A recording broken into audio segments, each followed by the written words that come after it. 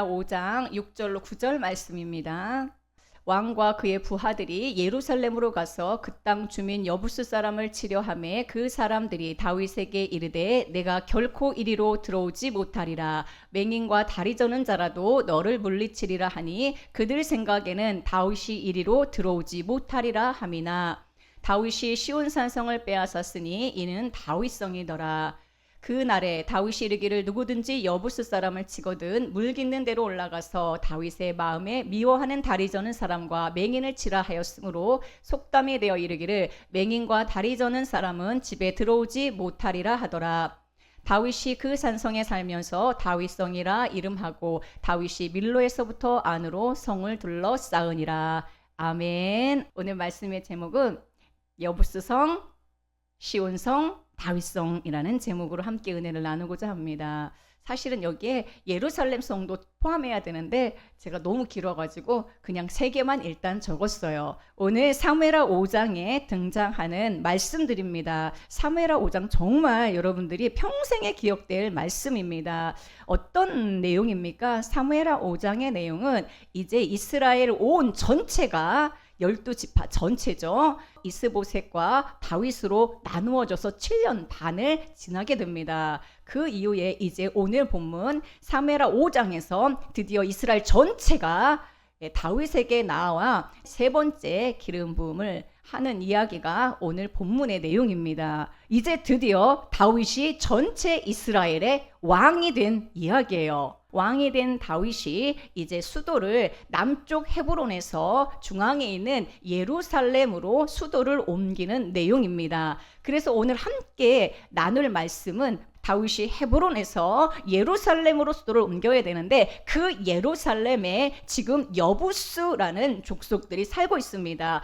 여부스 족속을 점령하고 그 여부스 성을 다윗이 점령하여 그곳을 예루살렘 성이다라고 부르고 또한 그곳을 다윗성, 시온 산성이라고 부르게 됩니다. 그러니까 오늘 말씀은 여부스를 정복하는 이야기입니다. 예루살렘으로 수도를 옮기기 전에 예루살렘으로 들어가야 되는데 예루살렘에 누가 차지하고 있습니까? 여부스 족속이 차지하고 있어요. 그래서 이 여부스 족속을 점령하는 이야기가 오늘 말씀입니다. 오늘은 어떤 날입니까? 여부스를 정복하는 날입니다. 어떻게 여부스를 정복하는지, 누가 여부스를 정복하는지 그 내용을 함께 보기를 원합니다. 또한 과연 여부스는 어떤 사람들이고 우리 안에 있는 여부스라고 하는 것은 과연 무엇을 의미하는가를 함께 나누고자 합니다. 이 여부스는 반드시 점령해야 돼요.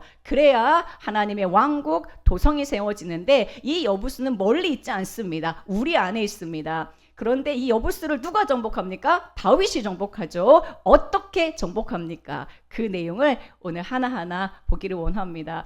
여러분, 여부스가 정복당하고 여부스가 쫓겨나고 그 안에 아름다운 예루살렘 도성이 세워지기를 원하십니까?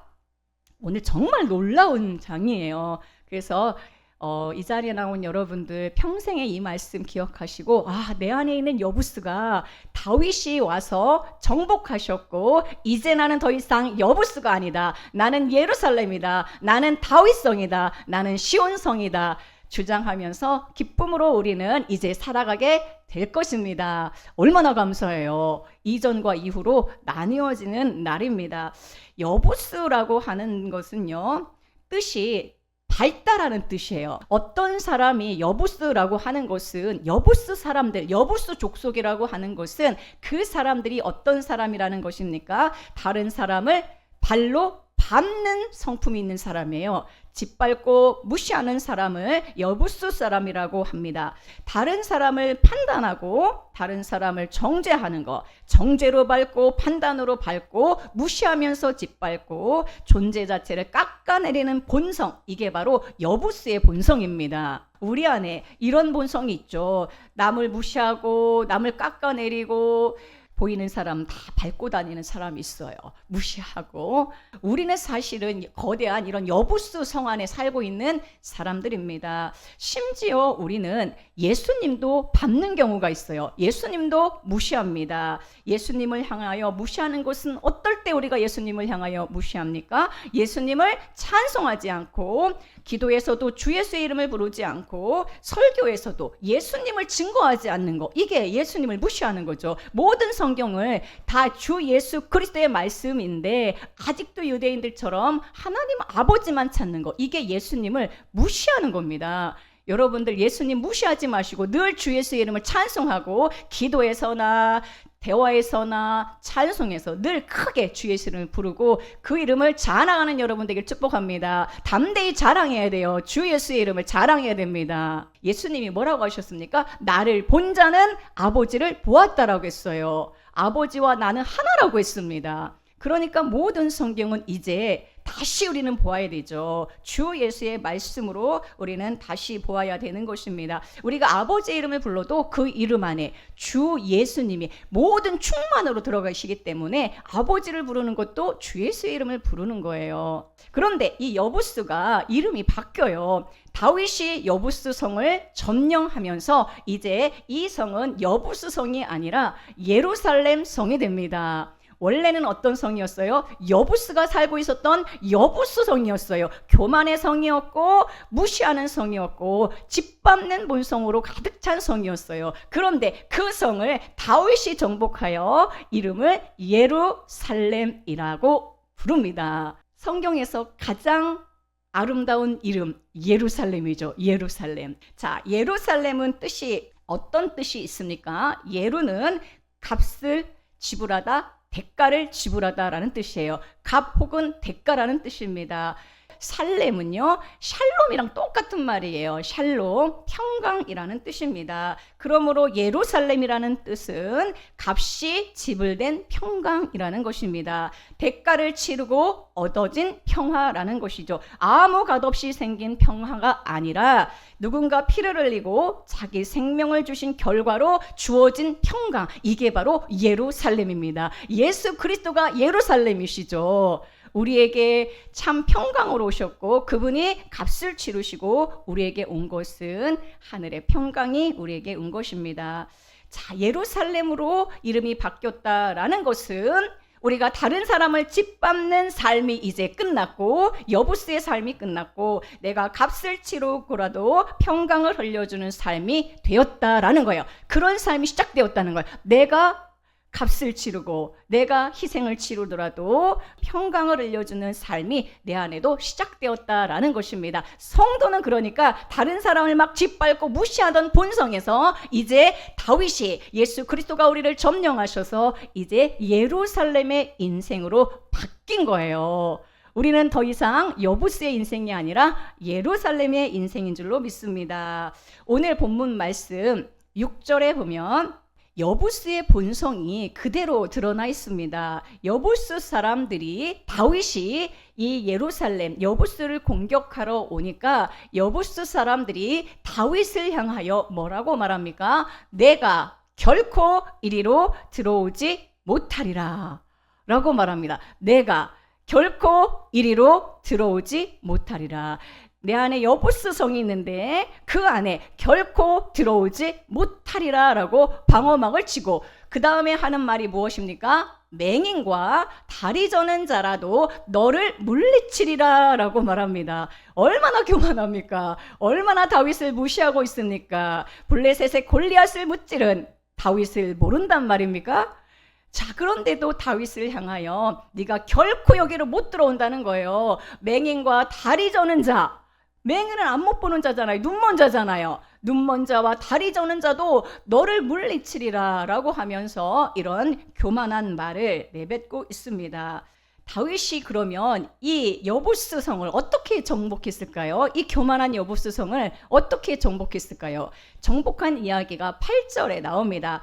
자, 다윗이 이 예루살렘 성, 여부스 성을 정복을 하는데 여기에 보니까 8절 말씀에 보니까 이렇게 기록하고 있습니다. 다윗이 여부스 사람들을 치는데 물 깃는 데로 올라갔다라고 말합니다. 어디로 공격합니까? 물 깃는 데, 수로를 통하여 이 예루살렘 성, 여부스 성을 공격합니다. 물 깃는 데, 한마디로 말하면 수로죠. 물길을 통해서 예루살렘 성 밑으로 흐르는 물길을 통해서 올라갑니다. 그곳을 통과한 사람들은 이 다윗의 용사들밖에 없어요. 이 용사들이 비밀 통로로 올라가서 여부스 성을 점령하게 됩니다. 우리 안에 있는 여부스 어떻게 정복된다는 것입니까? 우리 안에 있는 여부스를 다윗이 정복하는데, 그리스도가 오셔서 우리를 정복하시는데, 이 여부스를 내쫓아내시는데 어떻게 정복하시는지를 하나님이 거기서 방법을 알려주세요. 정말로 놀랍게 우리를 정복하십니다. 우리 스스로 문을 연 게 아니에요. 우리는 굳게 내 마음의 문을 닫고 있었어요. 결코 들어오지 못합니다. 너는 결코 들어오지 못하리라. 굉장히 교만하게 막고 있었는데 수로 물 깃는 대로 올라갔다라고 했죠. 이것은 예수 그리스도가 우리를 점령하시는 방법을 말씀해 주고 있어요. 그리스도의 생명수가 비밀리에 우리를 흐르고 적셔 주셔서 우리를 점령하신다라는 것입니다. 어떤 사람의 마음이 굉장히 닫혀 있어요. 여부스의 본성을 보일 때가 있습니다. 그런데 예수님은요, 그 사람 마음에 몰래 들어가셔서 여부스와 같은 철옹성 같은 마음을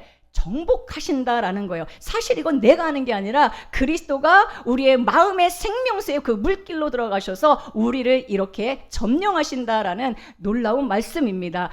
예수 그리스도가 정말로 비밀리에 우리 심령에 들어오셔서 생명수를 흘러보내셔서 그 생명수가 계속 흐르는 곳으로 오르셔서 결국은 우리를 다 정복하신 것을 말씀해주고 있습니다. 아무리 교만한 여부스여도 주님이 수로로 오셔서 물 깃는 대로 오셔서 생명수를 계속해서 흘려보내 주셔서 나를 정복하시니 얼마나 감사합니까? 여러분 체험하고 있습니까?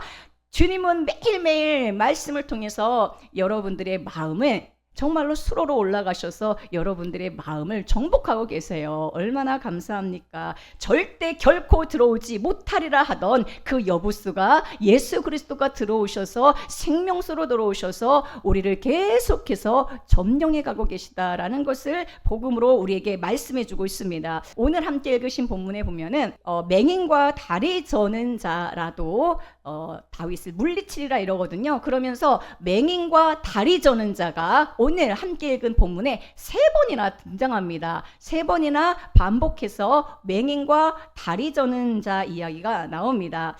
여부스 사람이 다윗에게 눈먼 자, 다리 저는 자라도 너를 이길 수 있다라고 말합니다. 그러면 여러분 누가 맹인이고 누가 다리 저는 자입니까? 성경은 그냥 여기만 나온 게 아니라 전체에 이 맹인과 다리 저는 자가 누구인지를 알려주고 이 맹인과 다리 저는 자가 고침받는 이야기가 계속해서 나옵니다. 누가 맹인입니까? 누가 눈먼 자입니까? 진리를 못 보는 자가 맹인이죠. 진리의 사람을 또한 못 보는 자가 맹인입니다. 진짜 맹인은 그리스도를 못 보는 자가 맹인이에요. 그럼 진짜 다리 저는 자는 누가 다리 저는 자입니까? 은혜의 길을, 생명의 길을 걷지 않는 자가 다리 저는 자인 것이죠. 그리스도를 보지 못하는 자가 눈먼 자이고 은혜와 생명의 길을 보이셨는데도 불구하고 그 은혜와 생명의 길을 걷지 못하는 자, 그런 자가 저는 자인 것이죠. 자기 스스로 나는 똑바로 인생길을 걷고 있다라고 생각은 하지만 결코 그 길은 똑바른 길이 아닌 것이죠. 시편 16편 11절에 보면은 제가 굉장히 좋아하는 말씀인데 시편 16편 11절에 보세요. 주께서 생명의 길을 내게 보이시리니 주의 앞에는 충만한 기쁨이 있고 주의 오른쪽에는 영원한 즐거움이 있나이다. 이렇게 시편에서 다윗이 찬양했는데 사도행전 2장에서 베드로가 이 말씀을 인용하면서 예수 그리스도의 부활을 목격한 제자들이 이것에 대하여 이렇게 고백합니다. 주께서 생명의 길을 내게 보이셨으니. 우리 아까 시편 16편 1절에 보면은 시편 16편에서는 주께서 생명의 길을 내게 보이시리니 라고 말씀했는데, 사도행전 2장에서는 이제 생명의 길 대신 예수 그리스도가 오셨잖아요. 오셨으니까 보이시리니가 아니라 보이셨으니가 되는 거예요. 주께서 생명의 길을 내게 보이셨으니, 생명의 길로 예수 그리스도가 오셨죠. 나는 부활이요 생명이니, 나는 곧 길이요 진리요 생명이니, 생명의 길로 예수 그리스도가 오신 것이죠. 주님은 우리 인생에 생명의 길로 오셨어요. 그러니까 생명의 길을 따라가는 자가 온전히 걷는 자이고, 그 은혜의 길, 그 생명길을 걷지 못하는 자가 저는 자인 것입니다. 예수 그리스도를 밝히 보는 자가 눈뜬 자이고, 보지 못하는 자가 맹인인 것이죠. 그 이후에 다윗이 뭐라고 합니까? 8절 말씀에 보면은 다윗의 마음에 미워하는 다리 저는 자와 맹인을 치라 라고 이렇게 말하고 속담이 되었다고 말합니다. 맹인과 다리 저는 사람은 집에 들어오지 못하리라, 예루살렘 성에 절대로 들어오지 못하리라 라고 이렇게 속담이 되었어요. 자, 다윗이 누구를 미워합니까? 맹인과 다리 저는 자를 미워해요. 왜냐하면 여부수가 그렇게 다윗을 모욕줬거든요. 다윗을 그렇게 무시했거든요. 그래서 그를 미워하고 그를 쳤어요. 그리고 속담이 되어서 맹인과 다리 저는 사람은 집에 들어오지 못하리라 라고 말합니다. 자, 그래서 이제 정말 다윗이 이 말대로 예루살렘 성 안에 맹인과 다리 저는 사람들을 들어오지 못하게 합니다. 그리고 다윗은 맹인과 다리 저는 사람을 미워해요. 이 말씀은 어떻게 말씀이 다시 우리에게 복음으로 바뀌는지를 함께 보기 원합니다. 못 들어온다고 했는데 사실은 다리 저는 자가 예루살렘에 들어온 사람이 한 사람이 있어요. 이후에 사무엘하 9장에 보면은 여러분들이 잘 아는 요나단의 아들 무비보셋이 5살 때 떨어져서 다리를 절게 되거든요. 자, 그 다리 저는 무비보셋을 다윗이 예루살렘 성으로 초대합니다. 왜 무비보셋을 예루살렘 성으로 들어오게 합니까? 은혜를 베풀기 위하여 그랬다라고 말하고 있습니다. 우리 그 말씀 함께 보겠습니다. 사무엘하 9장에 보면은 사울의 집에 남아있는 사람을 찾는데 하나님의 은총을 베풀고자 다윗이 찾죠. 그런데 요나단의 아들 하나가 있는데 그 이름은 무비보셋이고 그는 다리 저는 자라라고 말합니다. 다리 저는 자 한 사람이 있어요. 그 사람을 어떻게 합니까? 다윗이 그에게 내가 은총을 베풀리라 하면서 너는 항상 내 상에서 떡을 먹을지니라. 그래서 다리 저는 자는 예루살렘 성에 들어오지 못하리라 했는데 은총을 베풀기 위하여, 은혜를 베풀기 위하여 주님이 초대한 사람이 있다라는 것입니다.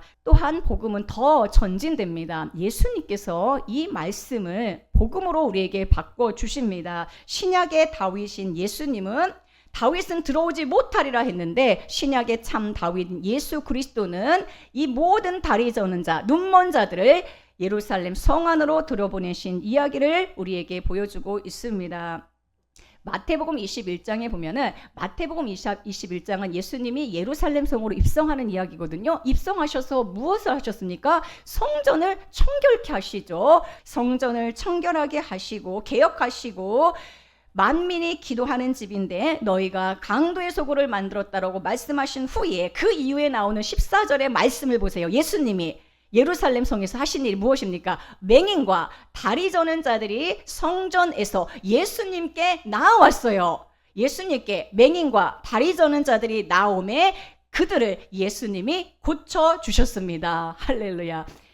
구약에서는 들어오지 못하리라 했는데 예수 그리스도는 성전에서 예수님께 나온 이 맹인과 다리 저는 사람들을 다 고쳐주셨죠. 자, 그래서 새 예루살렘은 맹인과 저는 자가 못 들어오는 곳이 아니라 이제 그들이 치유되어서, 우리가 사실은 맹인이고 다리 저는 자잖아요. 그리스도의 은혜를 보지 못하고 그 생명길을 걷지 못하던 우리들을 주님이 고쳐주셔서 우리의 마음에 수로를 타고 올라오셔서 우리 마음을 점령하시고 우리를 고쳐주셔서 우리를 이제 예루살렘의 거룩한 도성으로 우리를 초청하시고 부르신 것입니다. 우리는 더 이상 저는 자, 맹인이 아닌 것이죠. 그걸 보라는 거예요. 우리가 이제 어떤 사람이 되었는가? 우리를 고쳐주셨습니다. 우리가 맹인이었고 우리가 저는 자였는데 모비보스처럼 은혜로 우리는 그리스도의 식탁에 앉아 그리스도의 말씀의 떡을 먹는 자 되었고, 맹인과 다리 저는 자였던 우리들을 주님이 고쳐주셔서 아름다운 예루살렘 성으로, 성전 안으로 우리를 초대하신 것입니다.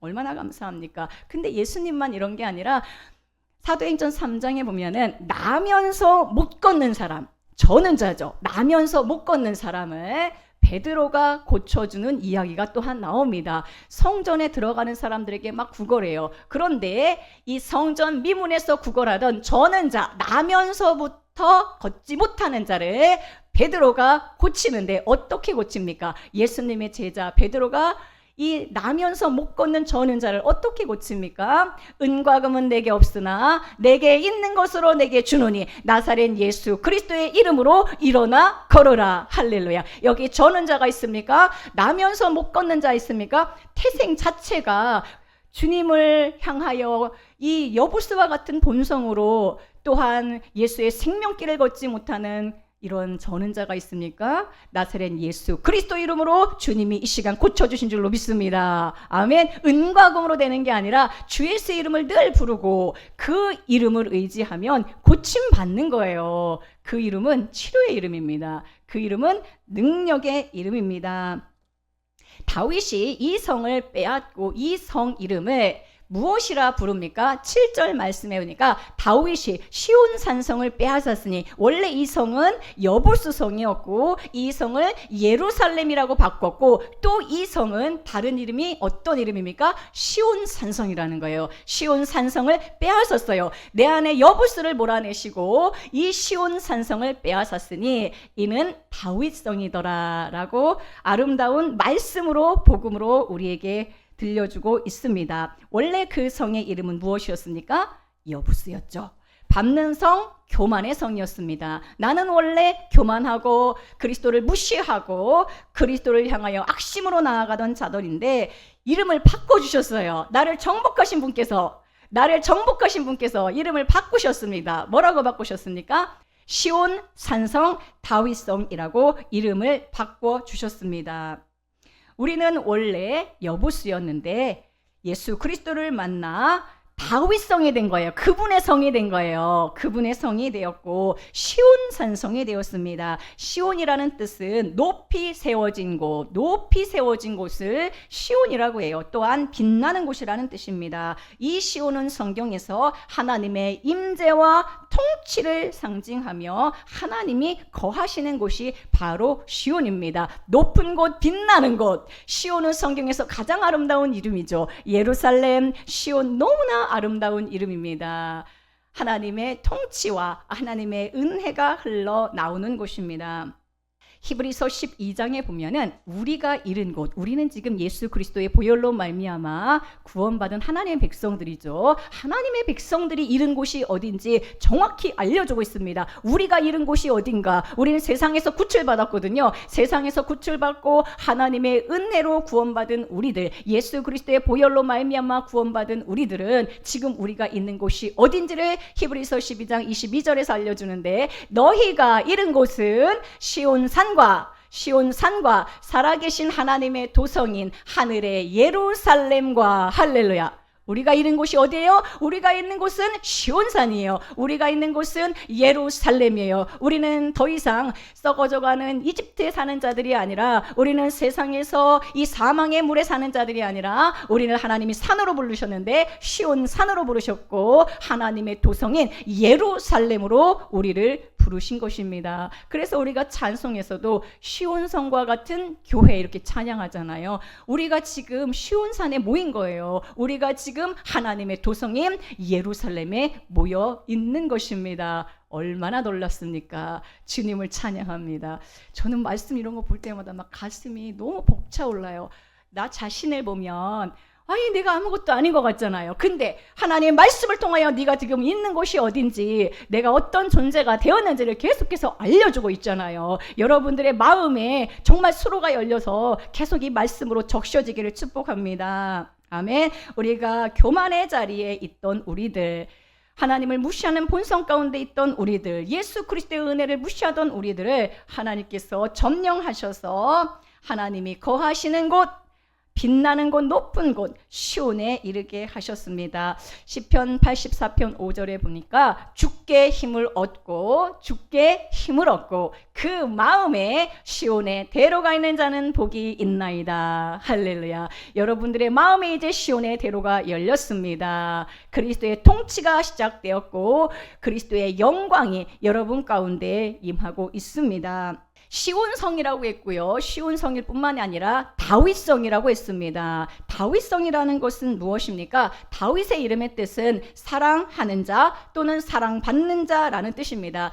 예수님은 요한계시록에서 계속해서 자신은 다윗의 뿌리다라고 이렇게 설명하고 있습니다. 그러니까 예수님은 다윗의 뿌리고 다윗의 자손이에요. 다윗은 예수 그리스도를 상징하고 있습니다. 그러니까 다윗성이라고 하는 것은 어떤 성이라는 거예요? 그리스도 예수의 성이라는 것입니다. 다윗은 사랑하는 자라는 것이죠. 자, 그러므로 다윗성이라고 하는 것은 이 성은 이제 나의 것이고 이 성은 이제 그리스도의 것이고 이 성은 사랑의 주님의 소유가 되었다라는 것입니다. 나는 더 이상 이제 여부수가 아니고 나는 너를 이제 시온이라 부르겠다. 너는 이제 시온성이고 너는 이제 다윗성이 되었다는 거예요. 나는 여부수였는데, 절대 문을 안 열어주는 여부수였는데 수로로 들어오셨어요. 오셔서 정복해 버리셨어요. 이게 여러분 이야기고 저의 이야기입니다. 정복하셔서 그 이름을 예루살렘으로 바꾸시고 그 이름을 시온산성이라고 바꾸시고 그 이름을 다윗성이라고 바꾸시는 거예요.